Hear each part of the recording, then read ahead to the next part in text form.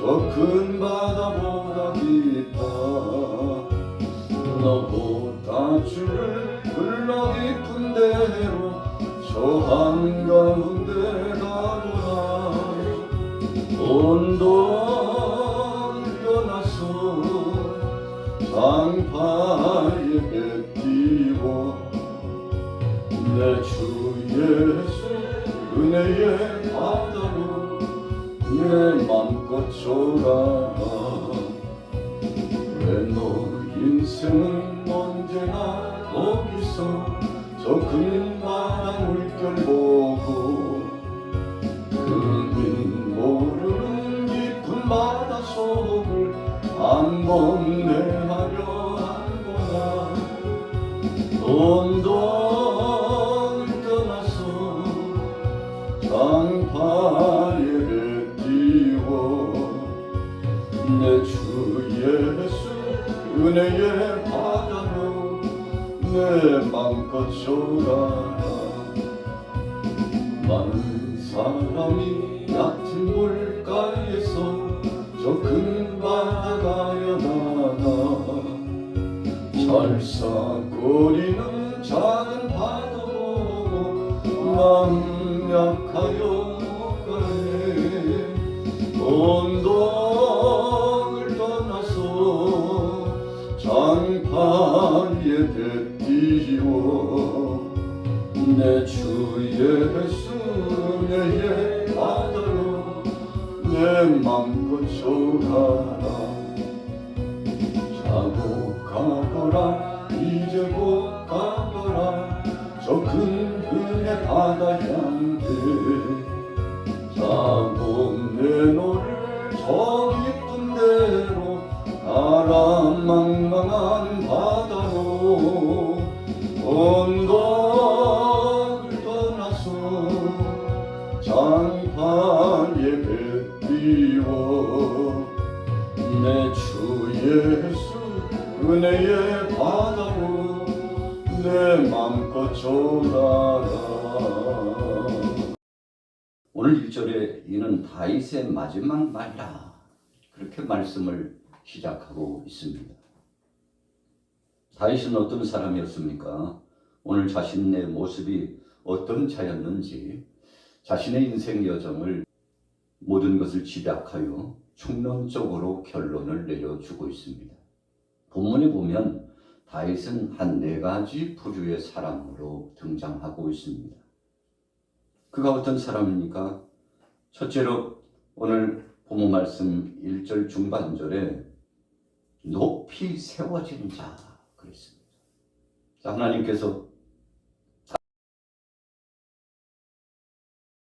하나님께서 다윗을 쓰시기로 작정하셨습니다.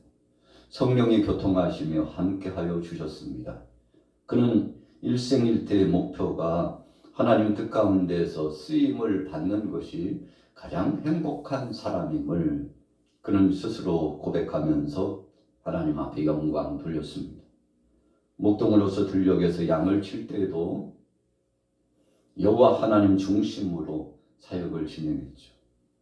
한갓 양치기 목동이 뭘 할 수 있을까? 그렇게 생각할 수 있습니다만 그러나 다윗은 그의 삶 가운데서 하나님께서 자신을 쓰시고 또 자신은 하나님이 허락하신 귀한 사역 가운데 충성하는 것이 행복된 것임을 잘 알고 있었습니다. 오늘 저나 여러분들이나 하나님 앞에 쓰임 받을 수 있다는 사실이 너무나 감사합니다. 그래서 하나님께서 겸손한 자를 높이시고 교만한 자를 내리신다. 하나님께서 겸손한 자는 쓰시고 교만한 자는 버리신다. 그렇게 말씀하고 있지 않습니까? 그래서 하나님이 쓰시는 자, 높이 세워 쓰시는 자는 겸손히 하나님의 뜻을 구하고 하나님 앞에 온전한 것을 헌신하면서 신실한 믿음의 삶을 살아가게 되는 것이죠. 그래서 그는 소년 시절부터 성령의 감동하심을 받고 하나님의 지시하심을 따라 귀한 사역을 진행했던 사람이었습니다. 하나님이 저를 높여 주셨습니다. 그리고 저를 사용하여 주셨습니다. 때마다 일꾼이 필요했죠. 그래서 사사시대에 보면 참 시대가 암울했습니다. 어떻게 세상이 이렇게까지 될 수 있을까 생각해 보면 참 사사시대의 그 나라의 정황이 정말 말할 수 없는 어려움들이 가득 찼죠. 그런데 그 칠흑같이 어두운 때에도 하나님께서 하나님의 사람을 불러 세워 쓰시더라는 것입니다. 그래서 시절마다 정말 위기감이 봉착되는 그때마다 하나님께서 쓰실 자를 불러서 사용하여 주셨는데 그냥 불러만 주시지 않고 권능을 주시고 은혜를 주시고 능력을 더하여 주시고 할 수 있을 만한 이런 능력을 더하여 주셔서 하나님이 사용해 주셨던 것 아니겠습니까? 오늘 본문에 다윗 사람들이 두려워 떨고 사람 중심으로 살아가고 있었습니다. 블레셋 사람들이 진을 치면서 끊임없이 대적질을 해오고 있었습니다. 나라가 위기감에 봉착되었습니다. 그런데 그때 바로 하나님께서 다윗을 불러주셨다는 것입니다. 우리가 오늘날 이 시대를 살아가면서 때로 나그네 인생의 모습을 발견하고 또 세상의 세품을 보면서 마치 베드로가 풍랑이 일고 바람이 불어서 이 물결 치는 역사가 있었을 때 두려웠으나 그러나 주님이 오시는 것을 알고 주여 나를 명하여 사랑하는 주님이시거든 바로 내 앞에 지금 무리로 걸어오신 분이 주님이시거든 내게도 명하여 주님 앞에 갈 수 있도록 해달라고. 참 담대한 믿음 아니었습니까? 그래서 예수님께서 베드로에게 허락하셔서 그로 하여금 기적을 체험하도록 역사하여 주셨죠. 믿음대로 이루어지는 겁니다. 오늘 하나님께서 다윗을 높이 세우셨는데 그 믿음의 모습대로 그를 사용하여 주셨고 그를 통하여 친히 하나님께서 기쁨을 가지셨고 영광을 받으셨습니다. 자, 두 번째 다윗은 어떤 사람이었습니까? 1절 중반절에 보니까 야곱의 하나님께로부터 기름 부음을 받은 자. 이게 사람이 살아가면서 자긍심이라고 하는 것이 있습니다. 자부심이라고도 표현합니다만 내가 살아갈 이유가 있는 거죠. 내가 살아있다는 존재 의미가 참 감사하다.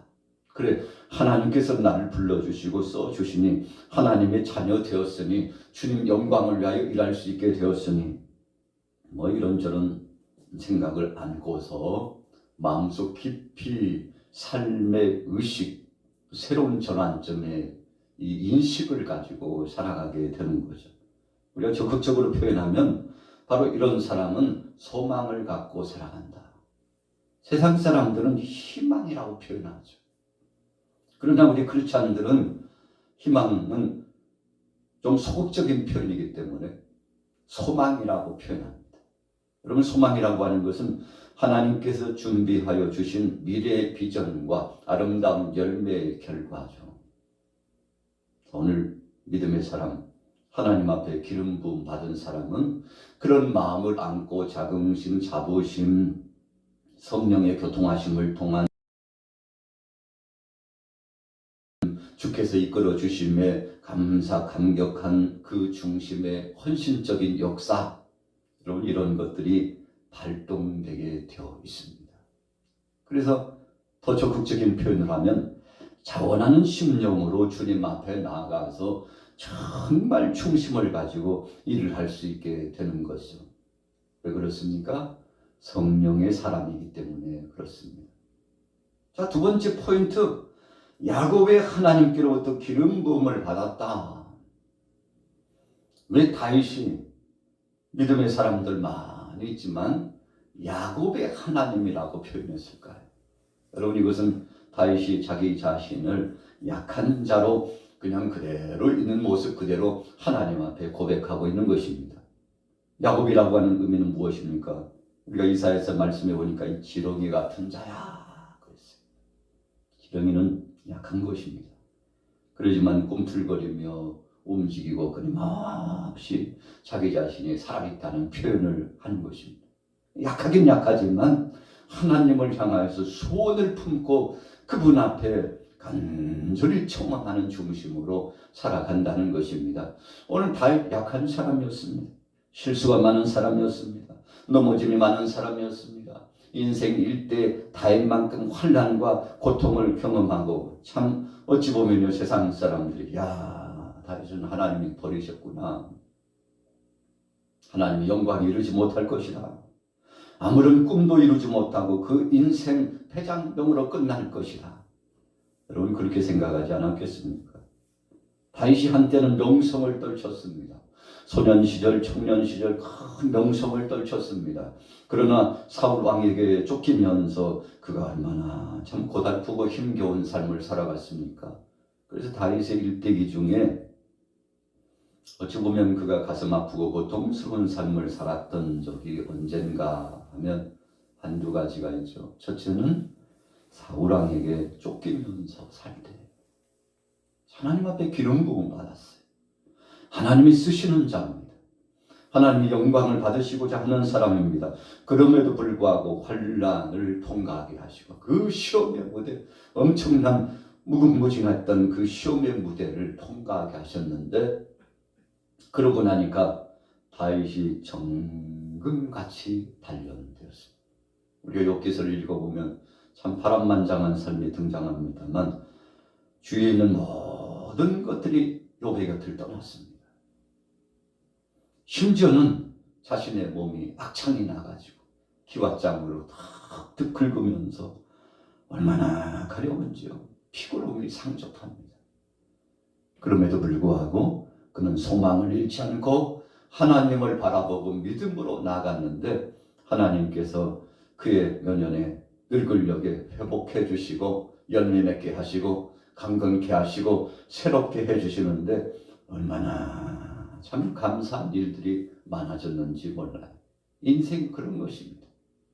여러분 우리가 어떤 상황 속에서도 하나님이 나와 함께 하신다는 믿음을 가지고 나가면 그분께서 책임져 주시고 일거수일투족을 보장해 주신다는 거죠. 오늘 다윗은 야곱의 하나님께 기름 부음 받았다. 하나님 나는 약한 자입니다. 주님 앞에 불순종하고 불충한 자입니다. 부족함이 많은 자입니다. 주님 함께해 주시지 않으면 넘어질 수밖에 없는 자입니다. 아버지 하나님 나는 야곱과 같은 자, 이 빈곤한 삶 가운데 살아가는 자입니다. 그런데 바로 그런 고백을 하는 다윗을 하나님이 써주셨다는 것입니다. 다윗이 사실은 자신의 행복감을 토로하고 있는 것입니다.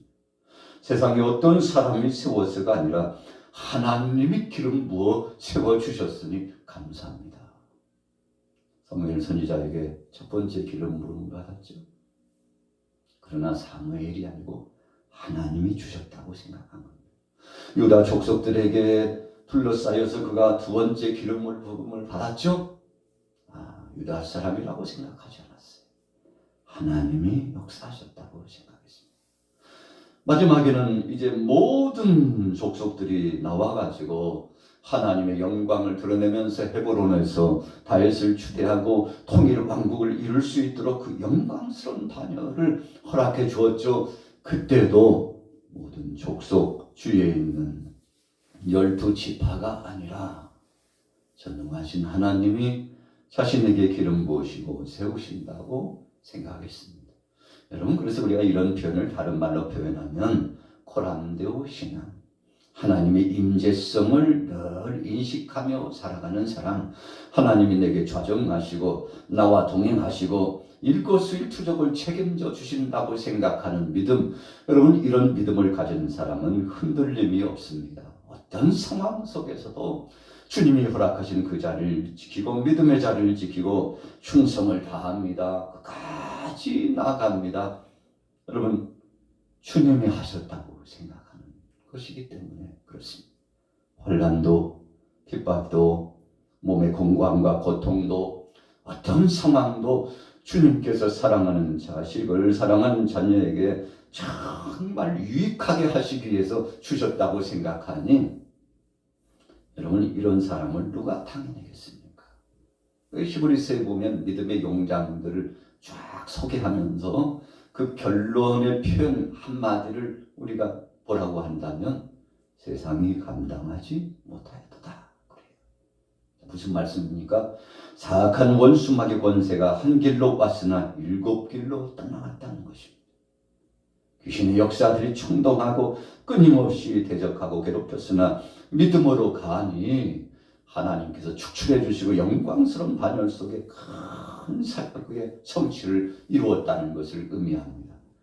여러분 이런 믿음의 사람 하나님이 책임져 주시는데 오늘 다시 자신의 삶을 돌아봅니다. 이제 하나님께서 부르실 날이 점점 가까이 옵니다. 영으로 깨어있는 사람입니다. 그래서 야곱의 하나님께로부터 기름 부음을 받은 자, 하나님이 바로 저를 세워주셨는데 이제 하나님께서 함께 하심을 감사합니다. 앞으로도 역사하실 것을 감사합니다. 여러분 일생일대 일거수일투족 하나님이 역사하심을 기억했으니 참 다윗은요 행복한 사람 아니겠습니까? 자, 그 다음에 보세요. 1절 중반절에 이스라엘의 노래 잘하는 자가 말하노라. 자, 자기 자신에 대한 별칭을 말하고 있습니다. 우리가 사람들마다의 별명이 있습니다. 자기 이름 말고 별명. 우리가 인터넷 서버 이 여러 가지 어플 가운데서 활동을 하고 작업을 하다 보면 자신의 또 다른 별명을 적으라고 그렇게 합니다. 그 이유는 첫째는 보안 문제 때문에 그렇습니다. 본명을 노출시키지 않기 위해서 보안 문제 때문에 그렇습니다. 또 한 가지 이유는 자기 자신을 불리울 수 있는 또 다른 이름을 통해서 자기 인물론을 부각시켜 주기 위해서 그렇습니다. 자, 그런데 오늘 다윗은 이스라엘의 노래 잘하는 자가 말하노라 그랬어요. 세상에 많은 사람들이 있는데 그 중에서 자기가 노래 잘한다고 이렇게 고백하고 있지 않습니까? 사실 자랑하기 위해서 그런 거 아닙니다. 내 삶이 그렇다는 겁니다. 그래서 그는 수시로 수금을 켜면서 하나님을 찬양했어요. 시를 지으면서 하나님 앞에 찬양했습니다. 기도할 때도 하나님 앞에 영광 돌렸습니다. 그래서 우리가 문학적으로 신학적으로 접근해서 다윗을 재평가해 보면 다윗은 시인입니다. 다윗은 노래하는 자입니다. 오늘날을 말하면 성악가요.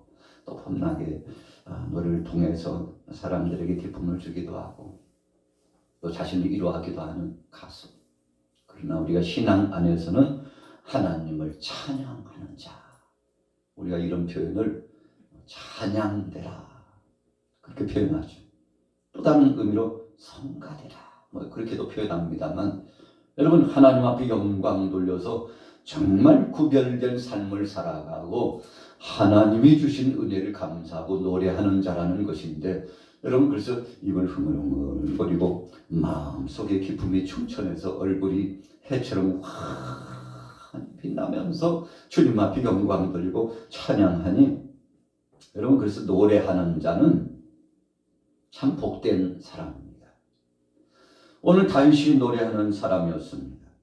하나님 앞에 영광을 돌렸습니다. 그러면서 오늘 2절부터 마지막 절까지 쫙 진행된 이 말씀은 노래를 통해서 하나님 앞에 고백하는 것입니다. 하나님 앞에 시를 통해서 고백하는 것입니다. 자신이 어떤 사람인가를 만천하에 공포하는 것입니다. 신앙 고백이 담겨진 내용의 말씀입니다.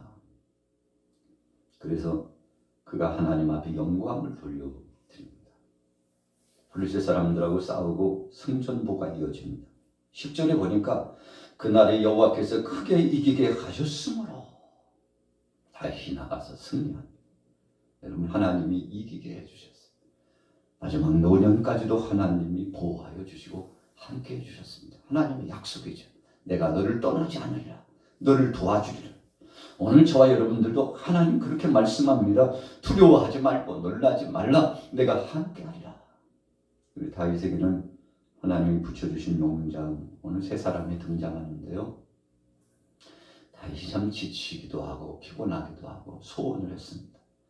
15절에 보니까 누가 베들레헴 성문곁 우물물을 내게 좀 마시게 해줄 사람 없을까? 흘리는 말로 했어요. 그런데 세 용사가 나아가서 용기의 때에서 적진을 뚫고 나가가지고 그 물을 떠다가 다윗에게 바칩니다. 다윗이 얼마나 감동했는지 몰라요. 그러나 그 물을 마실 수가 없었어요. 자, 왜 그랬습니까? 16절에 보세요. 세 용사가 블레셋 사람의 진영을 돌파하고 지나가서 베들레헴 성문 곁 우물물을 길어가지고 다윗에게로 왔으나 다윗이 마시기를 기뻐하지 아니하고 그 물을 여호와께 부어드리며 이르되 여호와여 내가 나를 위하여 결단코 이런 일을 하지 아니하리다. 목숨을 걸고 갔던 사람들의 피입니다.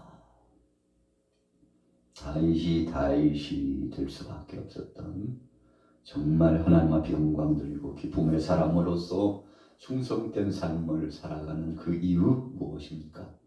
하나님 영광을 위하여. 주님은 살아도 주를 위하여 살고 죽어도 주를 위하여 죽습니다. 주님이 기뻐히 받으실 수만 있다면, 주님이 영광 받으실 수만 있다면, 그래서요 가장 좋은 것을 하나님 앞에 올려드렸어요. 여러분, 이것이 다윗의 믿음입니다. 어떤 상황 속에서든지 하나님을 기쁘시게 해줘. 자, 첫 번째 결론입니다. 높이 세워진 자입니다. 두 번째로는 기름 부음을 받은 자입니다. 세 번째는 노래를 잘하는 자입니다. 그리고 마지막 결론 말씀에서 네 번째 주시는 말씀은 하나님 앞에 영광 돌려 올려드리는 자입니다. 그래서 오늘 본문의 부주제는요, 하나님 앞에 부어드린 사람. 하나님 앞에 부어드린 사람. 우리가 밴드에 보면 제가 말씀을 쭉 계속 올리는데 하나님 앞에 부어드린 사람.